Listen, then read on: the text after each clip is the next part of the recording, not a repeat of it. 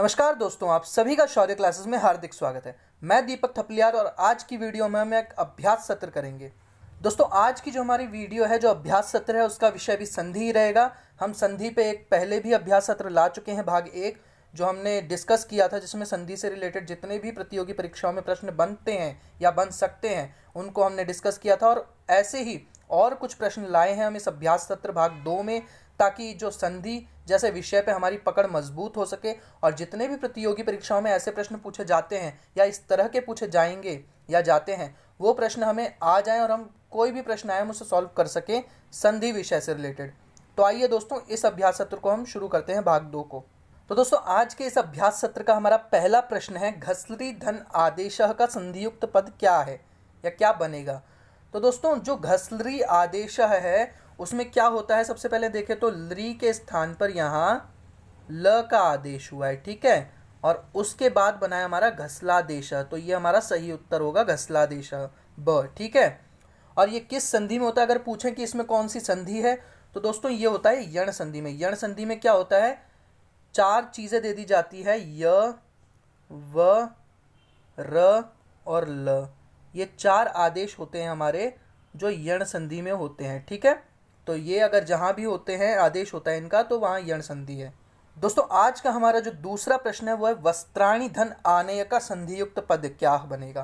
तो दोस्तों, वस्त्राणि और आनय, इसमें क्या है, वस्त्राणि का ई अंतिम पद और उसके साथ आनय का आ, जब ये दोनों जुड़ेंगे तो क्या बनता है, य आदेश होगा हमारे, यकार का आदेश, ठीक है। तो वस्त्राणि आनय में ई के स्थान पर य आदेश हो जाएगा और ये क्या बनेगा, फिर बनेगा वस्त्राण्यानय, ठीक है। तो ब हमारा सही उत्तर है, वस्त्राण्यानय। और संधि पूछे तो यहाँ भी यण संधि हुई है, जो हमने पीछे चर्चा कर चुके हैं। ई क्या होता है, य व र ल, ये 4 आदेश होते हैं, ठीक है, तो वहाँ यण संधि होती है। अब दोस्तों, हमारा जो तीसरा प्रश्न है वो है, रमाधन ईशः। तो यहाँ क्या है, यहाँ रमाधन ईशः में आ और ई का मेल हो रहा है और क्या बन रहा है, आ और ई मिलकर के एक कार का आदेश हो रहा है। तो ए बन रहा है, तो हमारा सही उत्तर क्या होगा, रमेशः, बिल्कुल सही। और इसमें संधि कौन सी है, इसमें गुण संधि है, बिल्कुल सही, गुण संधि होगी, इसका संधियुक्त पद बनेगा रमेशः। विग्रह करेंगे तो रमाधन ईशः। कुछ भी पूछे तो ये आपको समझ आ जाना चाहिए वीडियोस देख के कि ऐसे बनेगा, ठीक है। अब दोस्तों, अगला हमारा प्रश्न है, साधुषु धन अपि। साधुषु धन अपि का संधियुक्त पद क्या बनेगा। तो दोस्तों, यहाँ क्या है, साधुषु का उ और उसके साथ जुड़ रहा है अपि का अ, तो यहाँ उ के स्थान पर व आदेश होगा, ठीक है। तो इसका उत्तर क्या होगा दोस्तों, उ के स्थान पर व हो गया तो हमारा बनेगा साधुष्वपि, ठीक है। साधुष्वपि जो है हमारा सही उत्तर होगा। संधि पूछे तो वही है, यण संधि है, यहाँ भी उ के स्थान पर व आदेश हो रहा है, ठीक है, तो यहाँ भी यण संधि होगी। अब दोस्तों, हमारा जो अगला प्रश्न है वो है, नायकः में किस सूत्र से संधि हुई है। तो दोस्तों, नायकः जो हमारा पद है उसका जब हम विग्रह करते हैं तो बनता है नई धन अकः, ठीक है। ऐ के स्थान पर यहाँ क्या हो रहा है, जो इसमें ऐ है उसके स्थान पर हमारा हो रहा है आय आदेश, ठीक है। तो जब अय अब आय आव, ये 4 आदेश होते हैं, किस में होते हैं, ये होते हैं हमारे अयादि संधि में। तो आय आदेश हो रहा है ऐ के स्थान पर, अयादि संधि इसमें संधि है और उसका सूत्र होता है हमारा एचोयवायावः। तो इसका भी सही उत्तर क्या है, एचोयवायावः। नायकः शब्द कैसे बना है, एचोयवायावः सूत्र से बना है, जिसमें अयादि संधि हुई है और इसका विग्रह होगा नई धन अकः। तो दोस्तों, कुछ भी पूछे इससे रिलेटेड आप बता दोगे, चाहे विग्रह पूछे चाहे आपका सूत्र पूछे तो पता है, आपको पता चल गया। चाहे आपसे क्या पूछे, संधि कौन सी हुई है, वो भी आप बता दोगे। तो इस प्रकार के प्रश्न कैसे भी बन सकते हैं। अब दोस्तों, हमारा जो अगला प्रश्न है वो है, गंगोदकम में किस सूत्र से संधि हुई है। तो दोस्तों, गंगोदकम में कौन सा संधि हुई है, पहले तो ये पता चल जाए। तो इसका क्या है, गंगाधन उदकम बनता है अगर हम विग्रह करें तो गंगाधन उदकम में गंगा का आ और उदकम का उ, ठीक है, ये 2 वर्ण मिल रहे हैं और इन 2 वर्णों के मिलने पे क्या बन रहा है ओ, ठीक है, क्या बन रहा है, ओ वर्ण बन रहा है। तो आ और उ मिलके ओ किस संधि में होते हैं, वो होते हैं दोस्तों गुण संधि में, बिल्कुल सही, गुण संधि में होते हैं और उसका सूत्र हमारा होता है आद्गुणः, ठीक है। तो इसका सही उत्तर क्या है, इसका सही उत्तर है आद्गुणः। संधि पूछे तो गुण संधि, गंगोदकम शब्द में आद्गुणः सूत्र से हुआ है, गंगाधन उदकम इसका विग्रह होगा, ठीक है। ये सब चीज़ें ध्यान रखने वाली हैं। अब दोस्तों हमारा अगला प्रश्न जो है वो है हरीशः का संधि विग्रह होगा। तो हरीशः एक पद दे दिया, उसका संधि विग्रह पूछा है। तो दोस्तों इसका सही जो होगा उत्तर वो होगा हमारा हरिधन ईशः। ठीक है, स जो है वो हमारा सही उत्तर है। हरिधन ईशः में जो ई और ई मिलके दीर्घ ईकार हो रहे हैं, तो यहाँ क्या है, दीर्घ संधि है। ठीक है, कौन सी संधि है, यहाँ है हमारी दीर्घ संधि। इसे बोलते हैं सवर्ण दीर्घ संधि। जब एक ही जैसे वर्ण हो, जैसे ई और ई मिलके बड़ी ई हो गए, अ और अ मिलके बड़ा आ हो गए, तो ये क्या होता है, जब दीर्घ होता है सवर्णियों में तो सवर्ण दीर्घ संधि होती है। तो संधि सवर्ण दीर्घ संधि, और क्या बोलते हैं, विग्रह इसका होगा हरिधन ईशः। ठीक है, अब दोस्तों हमारा अगला प्रश्न है रामाय धन उपहारः। ठीक है, इसका शुद्ध संधियुक्त पद पूछा है, मतलब जब इन्हें जोड़ेंगे तो संधियुक्त पद क्या बनेगा। तो सबसे पहले तो हम इन्हें देखें तो रामाय धन उपहारः, इसका बनेगा रामाय का अंतिम अ और उपहारः का प्रथम वर्ण उ। अ और उ मिलके यहाँ क्या है, ओ बनेगा। किस संधि के अनुसार, गुण संधि के अनुसार। ठीक है, तो हमारा सही उत्तर होगा रामायोपहारः अ। ठीक है, तो अ सही होगा, रामायोपहारः इसका संधि युक्त पद होगा। गुण संधि हुई है, आद्गुणः सूत्र है, कुछ भी पूछे आपको ऐसे जवाब देने हैं। ठीक है, ध्यान रखिएगा। अब दोस्तों हमारा अगला प्रश्न है गण धन ईशः का शुद्ध संधि युक्त पद क्या होगा। तो दोस्तों गण धन ईशः, इसमें भी क्या है, अ, गण का अ अंतिम वर्ण और ईशः का प्रथम वर्ण ई, ये दोनों मिल रहे हैं और इनसे क्या बन रहा है, इनसे ए वर्ण का हो रहा है गुण संधि के अनुसार। तो यहाँ किस उदाहरण में है, तो देखिए स हमारा बिल्कुल सही उत्तर है, गणेशः। ठीक है, गुण संधि हुई है, गणेशः इनका संधि युक्त पद है, गण धन ईशः आद्गुणः सूत्र लगा है। अब दोस्तों बहुत ही महत्वपूर्ण प्रश्न आया है। ये जो होता है, ये प्रेजते जो शब्द है, ये हर परीक्षा में लगभग पूछा जाने वाला जो पद है। तो ये क्या है, प्रेजते किस सूत्र से बना है, ये यहाँ पूछा है। अब आपसे कुछ भी पूछ सकते हैं, प्रेजते का संधि विग्रह क्या होगा, प्रेजते क्या बोलते हैं, किस सूत्र से बना है, जैसे यहाँ पूछ लिया प्रेजते में संधि कौन सी है। तो दोस्तों ध्यान रखिए, प्रेजते में लोग क्या लगा देते हैं, ए देख के क्या लगा देते हैं, वो लगा देते हैं गुण संधि, लेकिन नहीं, यहाँ गुण संधि नहीं है। ठीक है, तो यहाँ कौन सी है, यहाँ हमारी पररूप संधि है। और सूत्र पूछा है तो पररूप संधि का सूत्र क्या होता है, एंगी पररूपम। ठीक है, तो एंगी पररूपम सूत्र से यहाँ प्रेजते शब्द में हमारी पररूप संधि है। ठीक है, तो आद्गुणः मत लगा दीजिएगा गुण संधि समझ के, ए देख के। यहाँ क्या है, पररूप संधि का उदाहरण है ये, इसलिए बहुत पूछा जाता है क्योंकि यहाँ कंफ्यूजन रहता है, तो ध्यान रखिएगा। अब दोस्तों हमारा अगला प्रश्न है 11वां प्रश्न कि पो धन अनः का संधि युक्त पद क्या होगा। अब दोस्तों देखो यहाँ संधि युक्त पद पूछा है, तो यहाँ क्या है, पो धन अनः। अब इसमें क्या है, पो का जो ओ है ना, उसके स्थान पर क्या आदेश होगा, उसके स्थान पे हो जाएगा अव। ठीक है, और ये किस संधि में होता है, पहले तो यहाँ देखो कि किस उदाहरण में ये दिया गया है। तो ओ के स्थान पे जो अब आदेश होता है, तो उससे प तो रह गया, उसे अब लगा ओ के स्थान पर, और अनः, तो यहाँ पवनः जो है हमारा सही उत्तर है, पवनः होगा इसका संधि युक्त पद। और संधि हुई है या अयादि संधि, सूत्र कौन सा लगा है, उसका एचो या वायावह सूत्र लगा है। ठीक है, तो ध्यान रखिएगा, यहाँ अयादि संधि हुई है। अब दोस्तों ये तो बड़ा ही आसान प्रश्न आ गया, ये मेरे को लगता है कि आपको पता ही होगा। श्चुत्व संधि विधायक सूत्र कौन सा है, श्चुत्व संधि कौन से सूत्र से होती है, या उसका सूत्र कौन सा होता है। तो दोस्तों बहुत आसान सा है, अगर आपने वीडियोस देखी होंगी तो आपको पता होगा इसका उत्तर क्या है। इसका उत्तर क्या होगा बताइए, इसका उत्तर होगा हमारा ब। ठीक है, स्तोश्चुनाश्चु, इस सूत्र से श्चुत्व संधि हुई है। अगर आपने नहीं देखा या आपका गलत उत्तर हुआ है तो आप वीडियोस देख सकते हैं। और हाँ दोस्तों, आप क्या करिए, इन प्रश्नों को खुद भी सॉल्व करने की कोशिश कीजिए, और जितने गलत उत्तर हो रहे हैं उनको आप लिख लीजिए। ठीक है, और उसके बाद आप जो वीडियोस हैं हमारे चैनल पे उन्हें दोबारा देखिए। ठीक है, जब आप दोबारा उन वीडियोस को देखेंगे और उन प्रश्नों को देखना कि जो हमने गलत हुए हैं वो क्यों गलत हुए हैं या उनका सही उत्तर कैसे होगा, तो वहाँ आपको अच्छे से पता चल जाएगा और संधि जैसा टॉपिक आपका और क्लियर हो जाएगा और अच्छे नंबर आएंगे आपके। तो दोस्तों ये जो एक तरीका है, ये अपने आप को मापने का तरीका है, अपनी नॉलेज को जांचने का तरीका है, जिससे क्या होगा, हमारी नॉलेज और सुदृढ़ होगी, हमारा ज्ञान जो होगा। ठीक है, अब दोस्तों हमारा अगला प्रश्न है सत्व संधि का विधायक सूत्र कौन सा है। दोस्तों अभी हमने पिछली प्रश्न में पूछा था हमसे कि श्चुत्व संधि विधायक सूत्र, अब यहाँ पूछा है सत्व संधि। तो दोस्तों सत्व संधि जो है हमारी, उसका सूत्र कौन सा होता है, हमारा विसर्जनीयस्य सह। ठीक है, ये हमारा सही है, विसर्जनीयस्य सह। इससे सत्व संधि हुई है। अगर पूछे कि सत्व संधि कौन से संधि के अंतर्गत आती है, जो मुख्य प्रकार है संधि के तीन, कौन से, स्वर संधि, व्यंजन संधि, विसर्ग संधि, इनमें से कौन सी संधि के अंतर्गत आती है, तो क्या होगा, हमारी विसर्ग संधि के अंतर्गत आती है। ठीक है, जो हमारी सत्व संधि है वो विसर्ग संधि के अंतर्गत आती है। तो अगर आपसे पूछें कि कौन सी संधि के अंतर्गत आती है तो विसर्ग डालोगे। विसर्जनीय से सह सूत्र से होती है सत्व संधि, तो ये ध्यान रखिएगा। अब दोस्तों हमारा अगला प्रश्न है, पश्योपरि में किस सूत्र से संधि हुई है। तो दोस्तों पश्योपरि जो हमारा पद है इसमें सूत्र पूछा है कि किस सूत्र से संधि हुई है। तो सबसे पहले तो हम विग्रह देखें, तो इसमें पश्य धन उपरि विग्रह होगा। ठीक है, इसका जो होगा, तो पश्य धन उपरि में पश्य का अंतिम वर्ण अ है और उपरि का प्रथम वर्ण क्या है, उ, और अ उ मिलके क्या बनता है, ओ। तो ये किस संधि में होता है, ये होता है गुण संधि में। ठीक है, तो पश्योपरि में गुण संधि का सूत्र कौन सा है, उसका है आद गुणः।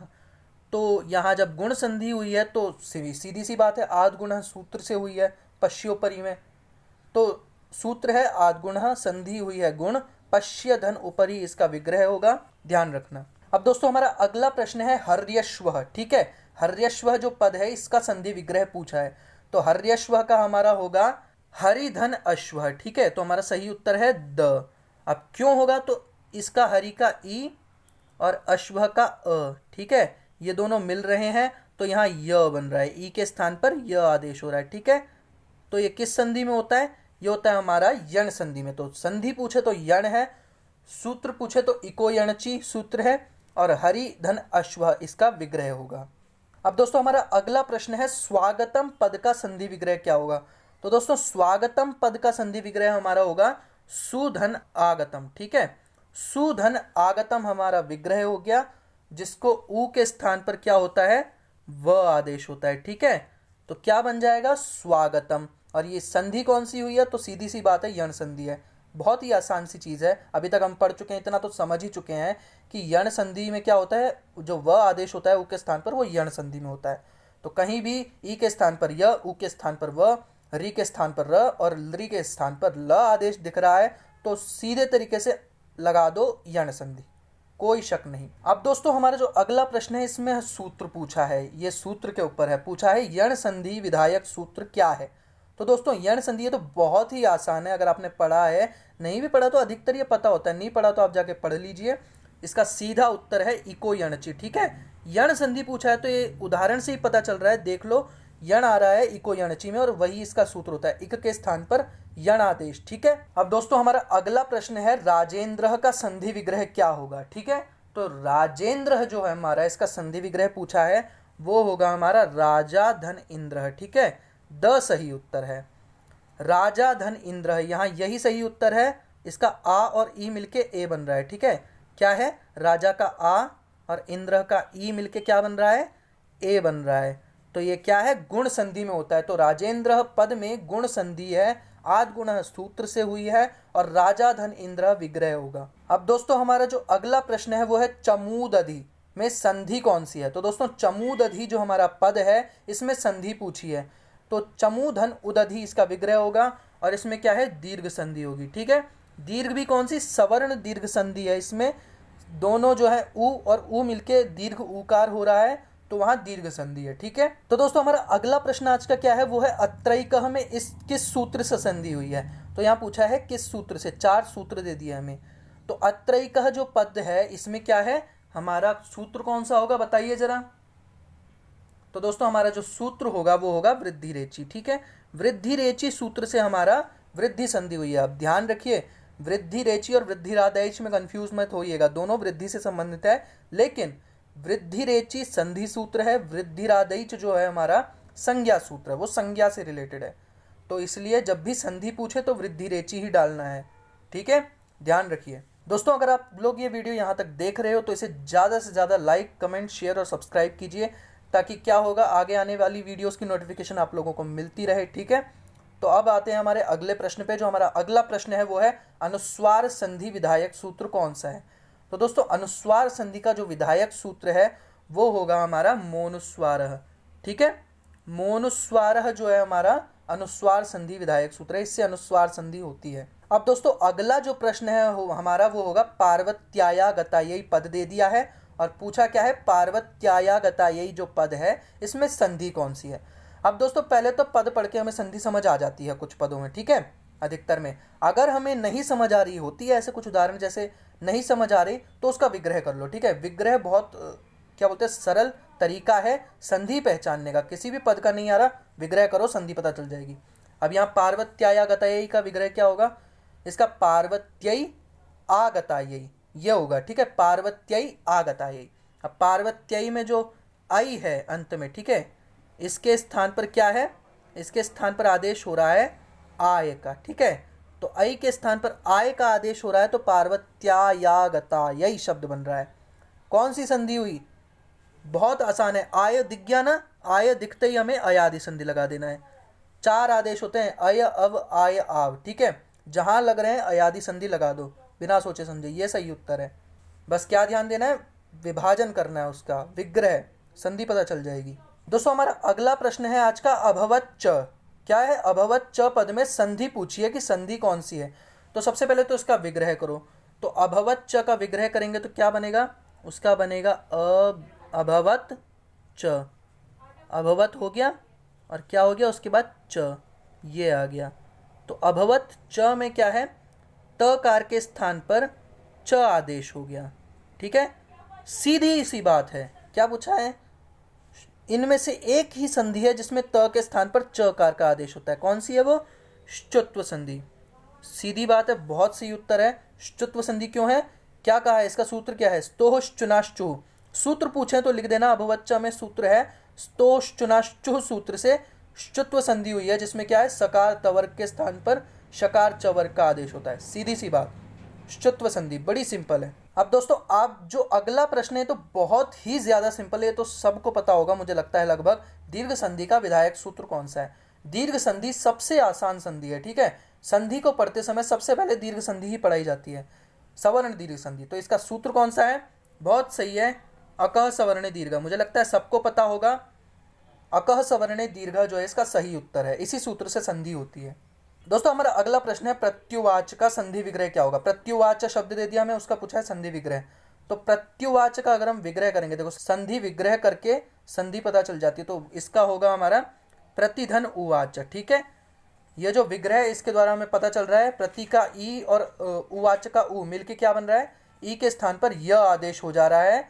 तो वो कहाँ होता है, यह आदेश होता है हमारा यण संधि में। तो होगी हमारी क्या, यण संधि, प्रतिधन उवाच, यण संधि है यहाँ। दोस्तों अब हमारा अगला प्रश्न है वसंतोत्सव किस सूत्र से बना है। पद दे दिया हमें वसंतोत्सव, पूछा है इसका सूत्र किस सूत्र से बना है, कौन सा सूत्र लगा है। तो दोस्तों वसंत धन उत्सव इसका क्या होगा, विग्रह होगा। और वसंत धन उत्सव विग्रह होने के बाद वसंत का अ अंतिम वर्ण, उत्सव का उ प्रथम वर्ण, दोनों मिलके क्या होगा, ओ आदेश हो जा रहा है, ओकार का, ठीक है। तो ये किस संधि में होता है, गुण संधि में होता है। और गुण संधि का सूत्र क्या है, आद गुण। अभी तक सबको पता चल गया होगा, आद गुण सूत्र से गुण संधि होती है। वसंतोत्सव पद में यही हुआ है, वसंत धन उत्सव विग्रह है। कुछ भी पूछे ये ऐसे ही लगाना है। दोस्तों हमारा अगला प्रश्न आज का है मध्वरी ही किस सूत्र से बना है, ठीक है। तो मध्वरी ही पद दे दिया, कौन सा सूत्र लगा है, पिछले में भी सूत्र पूछा था, इसमें भी पूछा है। तो यहाँ मधुधन अरि इसका विग्रह होगा, पहले तो विग्रह कर लो। तो मधुधन अरि विग्रह होगा, तो मधु का उ अरि का अ मिलके क्या हो गया, उ के स्थान पर व आदेश हो गया। सीधी सी बात है, उ के स्थान पर व आदेश हुआ, यण संधि हो गई। सूत्र कौन सा है, इको यणची। बात खत्म, प्रश्न सॉल्व। इको यणची सूत्र लगाए मध्वरी में, और क्या बोलते हैं, उ के स्थान पर व आदेश हुआ है, इसलिए मधुधन अरि विग्रह हो गया। अब दोस्तों अगला प्रश्न हमारा है नयनम। नयनम का संधि विग्रह क्या होगा। तो नयनम का संधि विग्रह पूछा है हमसे, सीधी सी बात है, सबको पता है, ने धन अनम होगा, ए के स्थान पर अय हो जाएगा, किसके, ने का जो ए होगा उसके स्थान पर अय हो जाएगा, क्या बनेगा, नयनम। हमारा नयनम जो है ने धन अनम है। संधि कौन सी, अयादि संधि हुई है। सूत्र एचो यवायावह, कुछ भी पूछ ले उत्तर दे देना है, पता है क्योंकि पढ़ा है, नहीं पढ़ा तो जाके पढ़ लो दोबारा। अब दोस्तों हमारा अगला प्रश्न है रमेशा। दोस्तों ये बहुत ही आसान उदाहरण है, ये अगर दे देते हैं, वैसे तो आसान उदाहरण नहीं देते पर कभी कभी दे भी देते हैं वो, क्योंकि बच्चे सोचते हैं ज़्यादा मुश्किल होगा तो वो आसान उदाहरण रख देते हैं कुछ। पेपरों में, किसी भी प्रतियोगी परीक्षा में। तो रमेशः जो पद है इसमें तो देखते ही पता चल रहा है, तो प्रसिद्ध उदाहरण है किसका, रमाधन ईश, इसका विग्रह होगा। गुण संधि का उदाहरण है, आद गुण सूत्र लगाए, सीधी सी बात, पता चल गया सब कुछ। अब दोस्तों इन प्रश्नों को आप क्या करो, सॉल्व करो। गलत हो रहे हैं तो आप वीडियो में जाके देखो, हमारे क्या बोलते हैं चैनल पे सारी वीडियोस पड़ी है, संधि पूरी सीरीज पड़ी है, आप उसमें जाके प्रैक्टिस कर सकते हो। आपको कोई भी प्रश्न में दिक्कत हो रही है आप हमें कमेंट बॉक्स में भी बता सकते हो, हम आपको उत्तर देंगे। दोस्तों हमारा अगला प्रश्न है 30वां प्रश्न आज का, मिथ्याचार है। जल्दी जल्दी करेंगे दोस्तों हम, क्योंकि क्या है बहुत लंबी वीडियो बन जाती है, फिर दिक्कत हो जाती है देखने में। तो क्या होता है जितना जल्दी हो सके हम ज़्यादा से ज़्यादा प्रश्न करेंगे। तो अगला प्रश्न हमारा मिथ्याचार।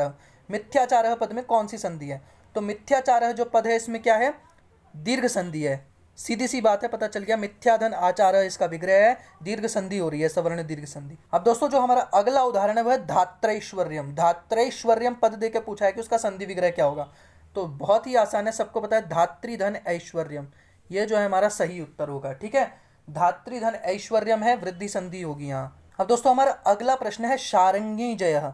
प्रसिद्ध उदाहरण है, ये भी अधिकतर परीक्षाओं में पूछा जाता है। शार्ंगी जयः जो है ये किस सूत्र से बना है, या इसमें कौन सी संधि है, कुछ भी पूछ सकते हैं, इसका विग्रह बताओ।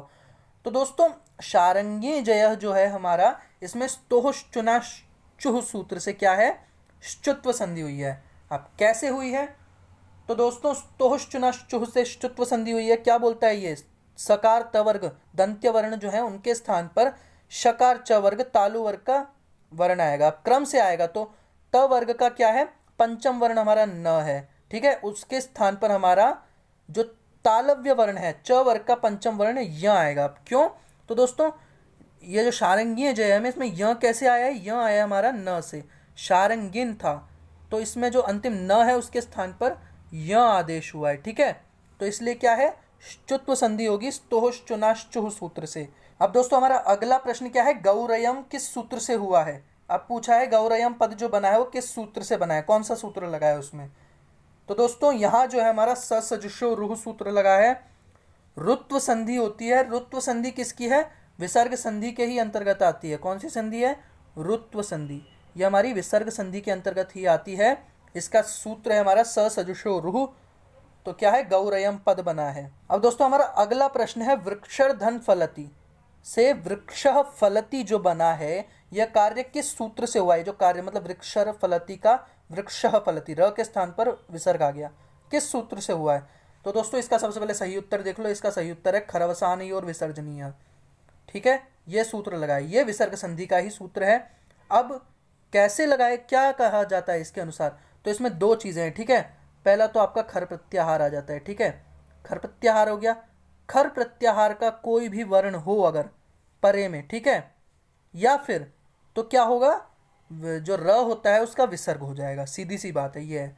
अब खर प्रत्याहार का वर्ण हो, या फिर एक और चीज़ बोली है, या फिर अवसान हो। ठीक है, अवसान क्या होता है, अवसान मतलब कुछ भी ना हो। ठीक है, या फिर खर प्रत्याहार का वर्ण हो या फिर कुछ भी ना हो। अगर सिर्फ वृक्षर लिखा होता, फलती नहीं होता, तो वो अवसान होता, मतलब बाद में कुछ भी नहीं है, तब भी र के स्थान पर विसर्ग आता और वृक्षः बनता। तो चाहे फलती हो या ना हो, यहाँ वृक्षः बनेगा। लेकिन अगर है तो वो वर्ण खर प्रत्याहार में से ही कोई होना चाहिए, ये कहा है। तो खर वसानी और विसर्जनीय सूत्र ये कहता है। अब दोस्तों हमारा आज का जो अगला प्रश्न है वो है, श्रीमत शरत चंद्र का संधि विग्रह क्या होगा। घबराइए मत, थोड़ा बड़ा पद है लेकिन बहुत आसान है इसको भी करना, थोड़ा सा ध्यान दीजिए। देखिए पद क्या है, श्रीमत शरत चंद्र, तोड़ दीजिए। सबसे पहले तो श्रीमत होता है, ठीक है, शरत चंद्र, ये इसका सही विग्रह होगा। इसको जोड़ेंगे हम तो ऐसा शब्द बनता है, श्रीमत शरत चंद्र। अब जो श्रीमत और शरत है इसमें क्या हुआ है, इसमें दो संधियाँ हुई है। कौन सी, एक तो हमारी हुई है छत्व संधि, ठीक है, ये व्यंजन संधि का ही भाग है। ठीक है, छत्व संधि कहाँ हुई है, श्रीमत शरत में हुई है, ये हमारी छत्व संधि हुई है। ठीक है, उसके बाद शरत और चंद्र में हमारी कौन सी हुई है, चुत्व संधि। ठीक है, सूत्र आपको पता ही है, चुत्व संधि का सूत्र कौन सा होता है, स्तोश्चुनाश्चुः। छत्व संधि का सूत्र होता है हमारा षष्ठोटी। ठीक है, तो श्रीमत शरत चंद्र, श्रीमत शरत चंद्र शब्द बना है। विग्रह पूछे चाहे आपसे संधि युक्त पद पूछे चाहे संधियां पूछे कौन सी हुई है तो ये बता दोगे। अब दोस्तों बहुत अच्छा प्रश्न है। क्या प्रश्न है? स सजुषो रुहु, हमें एक सूत्र लिख के दिया है, स सजुषो रुहु। पूछा है ये किस संधि का विधायक सूत्र है। तो दोस्तों स सजुषो रुहु जो है हमारा रुत्व संधि का सूत्र है। और रुत्व संधि का सूत्र है कौन सी? विसर्ग संधि के अंतर्गत आता है। ये जो जितनी भी संधियां हैं, सत्व संधि, रुत्व संधि, उत्व संधि, तीनों विसर्ग संधि के अंतर्गत आती है। तो यहाँ उदाहरण में रुत्व संधि होगा, स सजुषो रुहु, अगर उदाहरण में ये दे रखा है। वरना अगर विसर्ग संधि और रुत्व संधि नहीं है तो विसर्ग संधि का माना जाएगा। कुछ भी भर सकते हो, ठीक है। सूत्र भी पूछे जाते हैं कई बार प्रतियोगी परीक्षाओं में। जब कोई बड़ी परीक्षा होती है तो उसमें सूत्र भी पूछ लेते हैं, कौन सा सूत्र लगाया, यह सूत्र किस संधि का है, या क्या कार्य हो रहा है, कुछ भी पूछ सकते हैं। तो ध्यान रखिए, ठीक है, ध्यान से पढ़िए। अब दोस्तों बड़ा ही अच्छा प्रश्न है, ठीक है, बहुत अच्छा प्रश्न है, बहुत आसान प्रश्न है। देखना, मेरे को पता है हर कोई सॉल्व कर लेगा। क्या प्रश्न है? ए के स्थान पर अय और ओ के स्थान पर अव, ये जो प्रस्तुत आदेश हो रहे हैं किस संधि में होते हैं? आंख बंद करके बच्चे उत्तर लगा लेंगे, सबको पता होगा क्या है, अयादि संधि है, ठीक है। अय अव आय आव 4 आदेश हैं, ये अयादि संधि के अंतर्गत होते हैं। कहीं भी दिखे लगा दो। अब दोस्तों हमारा अगला प्रश्न है, संधि कितने प्रकार की होती है। अब ये जो है इतना आसान प्रश्न है, अगर इसका उत्तर आपको नहीं मालूम तो बेटा पढ़ने की बहुत ज़्यादा आवश्यकता है। चिंतित हो जाओ, क्योंकि पढ़ना शुरू कर दो, क्योंकि पेपर वाले का दिमाग हमें नहीं पता कहाँ किस अंदाज में बैठता है। वो कुछ भी प्रश्न बना सकता है घुमा फिरा के। संधि क्या है ये तो खैर सभी को पता होता है कितने प्रकार की है। तो कितने की होती है? 3 प्रकार की होती है। कौन कौन सी? स्वर, व्यंजन, विसर्ग। स्वर संधि को क्या कहते हैं? अच, ये माहेश्वर सूत्रों के अनुसार कहते हैं। व्यंजन संधि को हल कहते हैं, ठीक है। और क्या है? विसर्ग संधि, वो विसर्ग संधि होती है तीसरी हमारी, ठीक है, वो हमारी विसर्ग संधि ही होती है, कही जाती है, इसका कोई दूसरा नाम नहीं है। तो ये 3 संधियां हैं, इनको आप रट लो। अब तीनों संधियों को हमने क्या है वीडियोस बना रखी हैं, चैनल पे हैं, अच्छे से बिल्कुल विस्तृत रूप से पढ़ाया गया है, एक एक प्रकार को पढ़ाया गया है उदाहरण के साथ। तो आप जाइए उनको पढ़िए, आपको सब समझ आ जाएगा, ठीक है। और फिर इस प्रश्न पत्र को सॉल्व करिए, संधि जो विषय है पूरा क्लियर हो जाएगा दिमाग में। अब दोस्तों जल्दी जल्दी देखते हैं, लंबी वीडियो ना बन जाए। अगला प्रश्न है, निम्न में से कौन यण संधि के अंतर्गत नहीं आता। अब पूछा है यण संधि जो होती है उसमें 4 आदेश होते हैं। अब वो 4 आदेश यहाँ 4 उदाहरणों में दे रखे हैं। पूछा है कौन सा ऐसा आदेश है जो यण संधि में नहीं होता। तो देखते ही बता दो, य व ए र, कौन सा लग रहा है, खटक रहा है? ए नहीं होता भाई, ए गुण संधि में होता है, यण संधि में मत लाओ इसे। य व र, और चौथा कौन सा होता है? ल। ये 4 आदेश यण संधि के होते हैं। अब दोस्तों हमारा अगला प्रश्न है, निम्न में से व्यंजन संधि नहीं है, मतलब कौन सी संधि है जो व्यंजन संधि के अंतर्गत नहीं आती या व्यंजन संधि नहीं कहलाती। तो दोस्तों बहुत सिंपल है, ये तो पता ही होगा आपको अगर आपने पढ़ा है तो। पहला है जष्ट्व संधि, ये तो आती है भाई, सीधी बात है। तोरली संधि, ये भी आती है व्यंजन संधि के अंतर्गत। रुत्व संधि, नहीं भाई ये नहीं आती। रुत्व संधि किसके अंतर्गत आती है? यह आती है हमारी विसर्ग संधि के अंतर्गत, ठीक है। चर्त्व संधि भी हमारी किस में आती है? व्यंजन संधि में आती है हमारी। तोरली संधि भी व्यंजन में आती है, जष्ट्व भी आती है, रुत्व सही उत्तर है। तो दोस्तों आज की वीडियो में इतने ही प्रश्न रखते हैं। वीडियो अच्छी लगी तो इसे लाइक करिए, कमेंट करिए, शेयर करिए, और हाँ दोस्तों इसे सब्सक्राइब करना मत भूलिएगा, ताकि आगे आने वाली सभी इंपॉर्टेंट वीडियोज़ की नोटिफिकेशन आप लोगों को मिलती रहे, ठीक है। और कोई भी इंपॉर्टेंट वीडियो का नोटिफिकेशन आप लोगों से छूटे ना। और हाँ दोस्तों, अगर आपको कोई टॉपिक डिफिकल्ट लग रहा है तो आप हमें कमेंट बॉक्स में बता सकते हैं। अगली वीडियोज़ में हम उन सभी टॉपिक्स को कवर कर लेंगे। आज की वीडियो में इतना ही, मिलते हैं अगली वीडियो में। नमस्कार।